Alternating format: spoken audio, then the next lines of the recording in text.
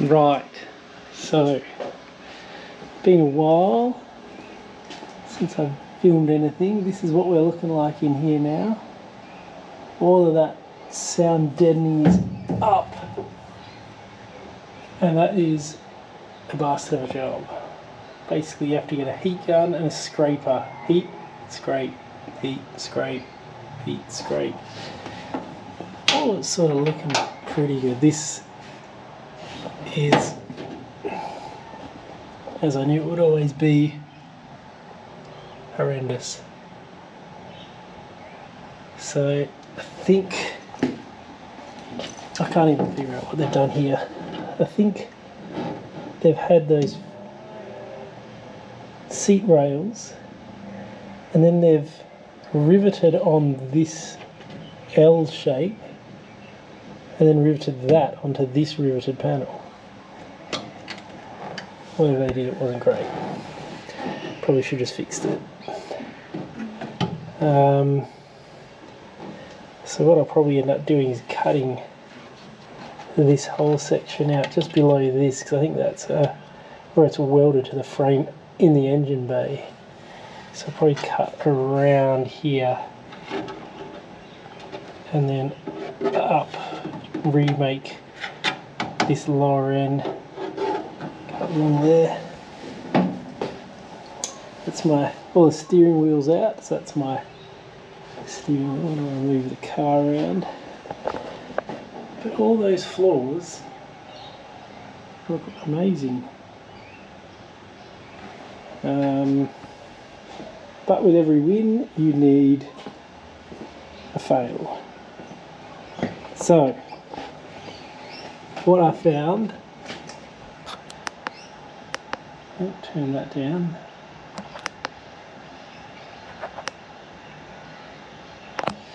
Alright, so what I found here, when I hit this with the angle grinder, with that little scotch pad thing, this, to look at this a couple of days ago, this was all straight, similar to this one.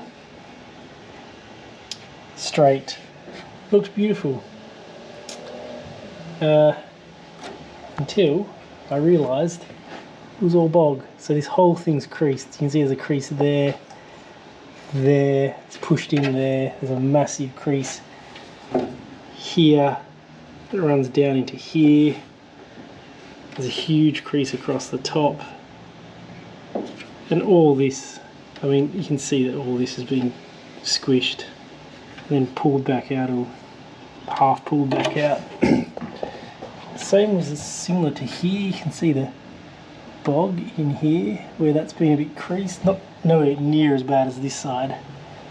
But so it's definitely had a smashing in the front, and you can see in here, if I can get it down there, you can see that all this is all being pushed up and does not sit right. So yeah, it's going to be, got to take the wins, and then you have a couple of losses, and you have a couple of wins. That is real bodgy. I can understand when people put body filler in panels.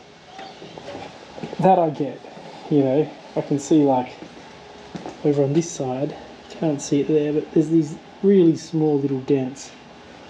That I understand. I mean, I'd try to get the dents out a little more, I think, before I start hitting filler in there. But to put filler in a frame to make it look square, that is just straight up dodgy. That's someone trying to make it look like they did the work they didn't do, because that's just crap. I mean, it's got just as much strength as if you just left it like that without having to put all the bog on it to make it look straight. Obviously someone along the chain of this car got that fixed and they got it dodged up. There's the beautiful battery tray that we have to remake.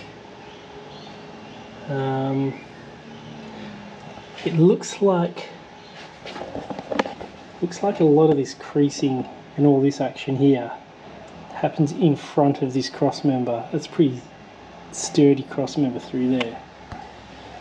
So I'm hoping it's just this area, and from here back is straight. So my plan of attack now is to strip out the paint in the areas that I really need to try to have a look and figure out what's going on. So basically this whole front end, and then I'm going to take it to a chassis shop and just make sure that the whole frame is square, because the last thing I want to do is get in here, do all this work trying to make this car amazing, and then at the end of it I realise that the actual chassis is twisted. So I'd rather find that out now, get an idea of how much that's going to cost to fix, or whether it's even worth fixing. I think everything's worth fixing, but the fact that all these floors are good, I think the roof's good. Looking at it from underneath, it looks pretty good. So if we've got a good roof, a good floor, a good chassis apart from that bit over there and the rails where the engine is, then I think it's worth fixing the chassis if it's fixable and continuing on with this one rather than buying another shell.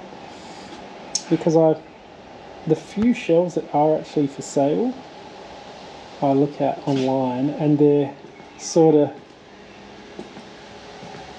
either not great or they're asking $6,500 and they look shit house. They look like I'm going to buy it, strip it down like this and find that it's all crunched and full of rust as well. So I mean, what do? I think you just try to fix the one you've got, because then at least bit by bit I'm finding out where all these issues are, which is what I knew was going to happen in this early stage of taking paint off and stripping cars out. This is when you find all the dodgy crap that other people have done for whatever reason. You know, maybe they didn't have enough money to do it properly, or they thought they paid for it to get done properly and someone broke the frame up. That's me, I just don't get it. I'd love to have a conversation with the person that did that and just think, why? It can't have been that hard to actually pull those creases out. I mean, you work at a body shop, you've got a fair amount of tools and resources at your disposal there. Even if they just pulled some of them out instead of bogging over the top, it's just so sketchy. Anyway, enough about that. Hopefully all the surprises have now been found. Can't think there's any more that I haven't noticed, but who knows? We'll find out. Anyway, that's it. Bye.